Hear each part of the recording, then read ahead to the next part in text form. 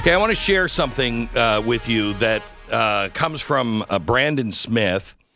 I think this is probably the most accurate on what is coming.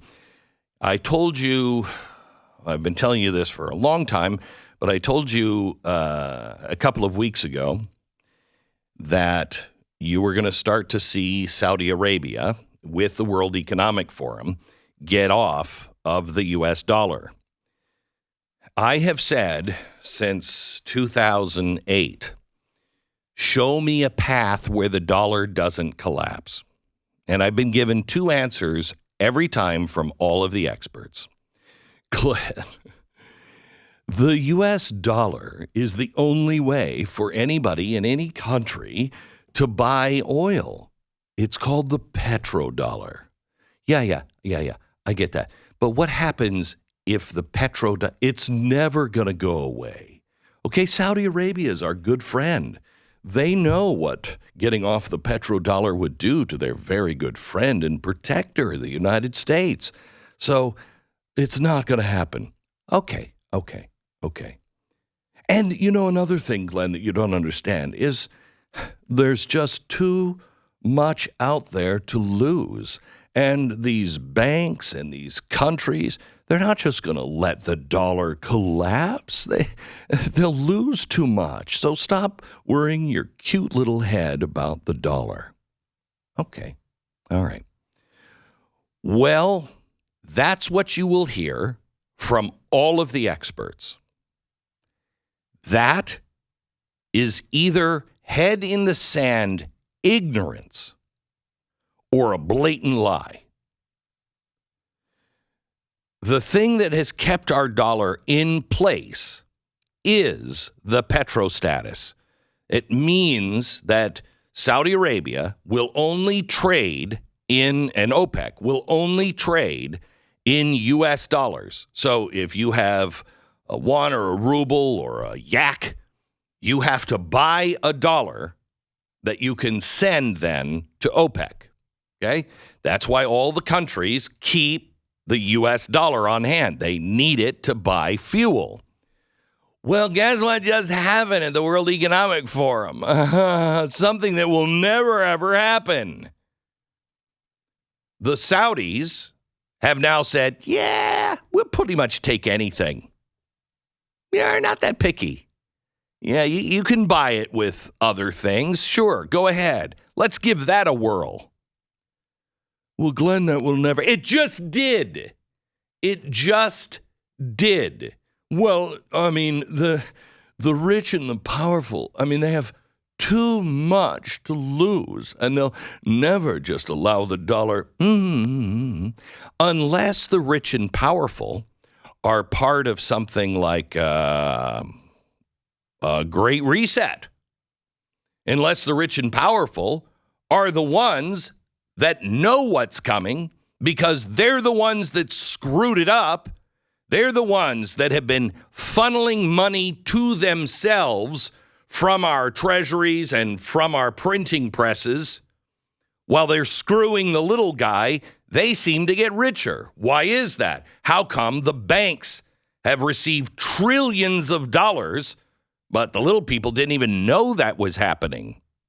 It's almost as if these people were robbing our treasuries, looting our countries, knowing that it's going to collapse, and they're positioning themselves to be ready when it collapses into the system they are building. The only ones that don't know are you. Oh, it's a conspiracy thing. Is it? Is it? You can play that as much as you want. I'm telling you, these are the robbers. These are the guys that have been hiding in the hills. These are the ones that are stealing you blind. It's the Golden Goose. It will never. They're going to chop the head off the Golden Goose. And when they actually start to get out of dollars, these countries are already selling their dollars, but it hasn't really started yet. As they start to get rid of their dollars, what happens to those dollars? They're no longer in somebody's vault. They are now pouring in from all over the country, which makes our inflation even higher. You'll have to have a way out. I mean, hey, what a coincidence. We have the central bank digital currencies being approved right now all over the Western world. The IMF has been working on a basket of currencies for a while now, just in case the U.S. dollar would ever collapse. Whew! Good thing they've done that just recently, when one of them must have figured out that, all the things they've been telling us is not true. And so somebody like at 2:00 yesterday was like, hey, I know it's Sunday, but I just figured something out. We should do something. Yeah, they've been planning this for a long, long, long time. Okay. I want you to listen to Brandon Smith. 2017, he said, I published an article, The Saudi Coup Signals War and the New World Order Reset. I noted at the time that the sudden power shift over to the Crown Prince, Mohammed bin Salman, indicated a change in Saudi Arabia's relationship to the U.S. To understand how drastic this coup has been, consider this. For decades, Saudi kings maintained political balance by doling out vital power positions to separate, carefully chosen successors. Positions such as the defense minister, the interior ministry, the head of the National Guard. But today, Mohammed bin Salman controls all three positions: foreign policy, defense matters, oil, and economic decisions and social changes are all in the hands of one man. So who backed this? Well, it was backed by the Public Investment Fund, a fund comprised of trillions of dollars. Where'd that come? From globalists. Goldman Sachs, Blackstone, BlackRock. The head of the Saudis now fell into favor with the globalists for one reason. He openly supports Vision for 2030.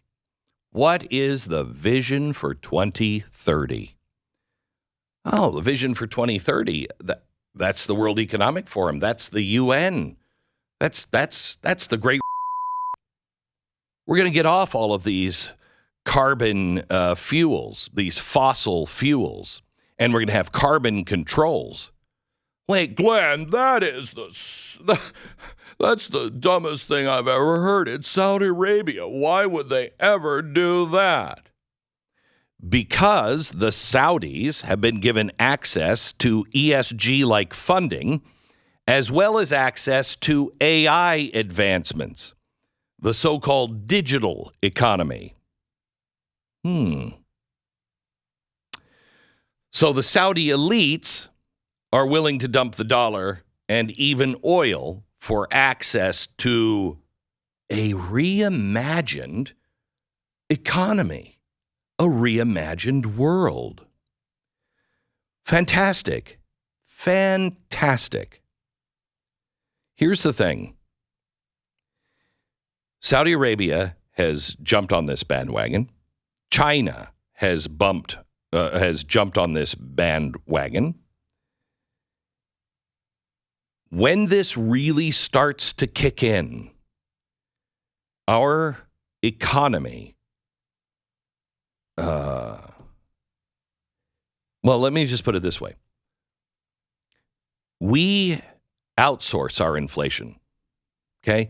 Because everybody else is running on dollars that they have to buy from us. Their inflation goes up because of what we do. So I think I told you this in 2009. The rest of the world's going to hate America. If this ever comes really out and everybody really knows there's a couple of heads on the chopping block. One, America. That's just over because we've destroyed our choices to just spend and spend and spend and spend and spend. Our choices are going to be used against us by foreign leaders who can't keep their people in control and need a villain, and it will be the United States. Then, on top of that, you have the World Economic Forum. The World Economic Forum, which has orchestrated a lot of this. The Federal Reserve. What happens when the Federal Reserve raises interest rates because they got to suck all that money back in? And yet we don't stop spending. That's going to be a problem, don't you think? And we're going to have to start spending because things like Social Security, it's on the brink of collapse. When is somebody going to stand up? A politician, a real leader. I mean, I'm going to be 59 in a couple of weeks. 59. I can't believe it. I don't know what happened. But all of a sudden, I'm 59 years old. I've known my whole life, I'm not getting Social Security. If I get Social Security, it's going to be worthless. It's going to be worthless. I've known this my whole life. Okay. Why is it short? Because at one point, we had enough people working that could pay for the older people. Okay? We used to have a bunch of young people working, and they all contributed to the Social Security. I think it was like 16-1. So 16 people were working, and their portion of their Social Security would go to the one. It's now 2.5-1. How are you going to keep that up? Especially when people start losing their jobs. How are you going to do that? The most logical thing to do right now is to begin telling everyone when you hit 65, you got to keep working. Unless there is, if you're 65 and you're getting it, you're 65 and you're getting it. But you got to keep working. And if you're 60, you get half. Now, this is going to be a real problem because I paid Social Security my whole life. Why don't I get it? Because it doesn't work. I fought against it, but we could never get it changed. Okay. So for the next 15 years, 20 years, whatever it is, but it has to change. And people who are 59 need to understand you got to work until 72. I don't want to work until I'm 72, but I'll work until I'm 72 or 75. Social Security was designed at a time when the average guy who was the main worker died at 62. It was rare that you made it to 65. So maybe if you want to go back to that, maybe you're working till you're 80 now. But nobody will touch that because no one is telling you the truth. No one will tell you how bad things are, but you know how bad things are. Do you know 25% of all millennials right now have their rent paid by mom and dad? 25% has their rent paid by mom and dad. But there's more. So there's a new poll out. This is a story in The Blaze today. Poll measured how many millennials are getting their bills paid by their parents. 1/4 of millennials get their parents to either pay the rent or help pay the rent. Another one is 19%. 19% of all adults say their parents pay their rent in another poll. Another 19% of adults say their parents pay for their groceries. 16% say their parents pay for the utilities. 39% of millennials struggle to find information and other resources to help with their finances. Now, 69% of respondents in the Northeast say they earn money by helping their neighbors. Only 43% say the same in the Southeast. I'm wondering if that's because people just help their neighbors. 85% of respondents see themselves as financially responsible when it comes to things like credit scores and savings, but 50% of them struggle with unnecessary spending and unbudgeted expenses. 40% struggle to remember to pay the bills on time. To remember to pay the bills on time. Not do you struggle to pay your bills on time. Do you struggle to remember to pay your... When I remember when I was, the age of a millennial, that was the scariest time of the month. I remembered. It was constantly there in my back of my mind. Oh my gosh, how am I going to make it? How am I going to make it? How am I going to make it? I didn't struggle to remember it. But there is also something else that is coming. Okay, so we have Social Security. It's collapsing. Nobody's going to do anything about it. Okay? Because it's always framed as freak out, we're all going to die, we're killing grandma. That's not going to happen. Americans care. We have, I believe, stopped caring as much because the government has just, I think, destroyed so much of our responsibility that we just think, well, somebody's going to take care of it. No, we're supposed to take care of our elderly. We're supposed to be taking care of the widow. We're supposed to be doing these things. Social Security is collapsing. Then you find that millennials are not finding jobs. Then the last piece, the perfect storm. More Americans cannot afford their car payments today than during the peak of the financial crisis of '08. Now, what's happening with that?